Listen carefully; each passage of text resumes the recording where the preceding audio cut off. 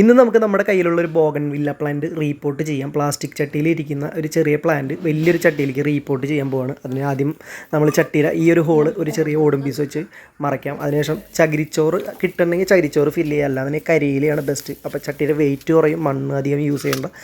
അതിനുശേഷം അതിൻ്റെ മുകളിൽ ചാണകപ്പൊടി, ഉണങ്ങിയ ചാണകപ്പൊടി ഒരു ലെയർ ഇട്ട് കൊടുക്കുക. ഇതുപോലെ നന്നായിട്ട് ഉണങ്ങിയിട്ടുള്ളൊരു ചാണകപ്പൊടി അടിവളം പോലെ ഇട്ട് കൊടുക്കുക. അതിന് ശേഷമാണ് എല്ലുപൊടി, ചാണകപ്പൊടി, മണ്ണ്, ചകിരിച്ചോറ് ഇതൊക്കെ കൂടി മിക്സ് ചെയ്തിട്ടുള്ളൊരു പോട്ടിംഗ് മിക്സ് അതിൻ്റെ മുകളിൽ ഇട്ട് കൊടുക്കുക. ഇത്രയാണ്. മണലുണ്ടെങ്കിൽ നല്ലതാട്ടോ. മണലും കൂടി ഉണ്ടെങ്കിൽ ഇവിടെ മണൽ കിട്ടാനില്ല. മണലുണ്ടെങ്കിൽ അടിപൊളിയാണ്, കുറച്ചും കൂടി നീർവാർച്ച മണ്ണിന് കിട്ടും. അപ്പോൾ മണലുണ്ടെങ്കിൽ മണലും കൂടി ചേർത്ത് അടിപൊളിയായിരിക്കും.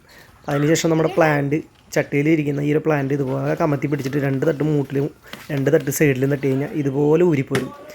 അതുപോലെ തന്നെ മണ്ണൊന്നും കളയാണ്ട് അതുപോലെ തന്നെ വയ്ക്കുക. കാരണം വേനൽക്കാലം ആയതുകൊണ്ട് മണ്ണൊക്കെ കളഞ്ഞ ചെറിയ വാട്ടം പ്ലാന്റിലുണ്ടാവും. അപ്പോൾ അതുകൊണ്ട് ഇതേപോലെ തന്നെ മണ്ണൊന്നും കളയാണ്ട് ഡയറക്റ്റ് ആ ചട്ടിയിലേക്ക് ഇറക്കി വയ്ക്കുക. എന്നിട്ട് സൈഡിൽ ചാണകപ്പൊടിയും എല്ലുപൊടിയും ചേർത്തിട്ടുള്ള മിക്സ് ചെയ്തും ഇതുപോലെ ചേർത്ത് കൊടുക്കുക. അതിനുശേഷം നമ്മുടെ ഇതേപോലെ തന്നെ ആദ്യം പറഞ്ഞിട്ടുള്ള പോട്ടി മിക്സ് മണ്ണ് ഫുള്ള് ഇട്ട് കൊടുക്കുക. സൈഡിലൊക്കെ ഫില്ല് ചെയ്ത് കൊടുക്കുക. ഇത്രയേ ഉള്ളൂ നമ്മുടെ റീപോട്ടിങ്. ഇത് ചട്ടികൾ കുറച്ച് വാങ്ങിച്ചപ്പോൾ ഈ പ്ലാസ്റ്റിക്കും ചട്ടിയിലിരിക്കുന്ന പ്ലാന്റുകളൊക്കെ വളർച്ച കിട്ടാണ്ടിരിക്കുന്നു. അപ്പോൾ അതുകൊണ്ടാണ് വലിയ ചട്ടിയിലേക്ക് മാറ്റിയത്. വലിയ ചട്ടിയിലേക്ക് തന്നെ പ്ലാന്റുകൾക്ക് നല്ല രീതിയിൽ വേരോടി കഴിഞ്ഞാൽ നല്ല രീതിയിൽ പ്ലാന്റ് പൂവിടും. അപ്പോൾ അങ്ങനെയാണ് കാര്യങ്ങൾ. അപ്പോൾ ഇങ്ങനെയാണ് നമ്മളൊരു ബോഗൺവില്ല പ്ലാന്റ് റീപോർട്ട് ചെയ്യുന്ന വിധം. അപ്പോൾ നിങ്ങളുടെ വീട്ടിൽ ഇങ്ങനെ പ്ലാന്റ് ഇരിക്കുന്നുണ്ടെങ്കിൽ ഒന്ന് ട്രൈ ചെയ്ത് നോക്കട്ടോ.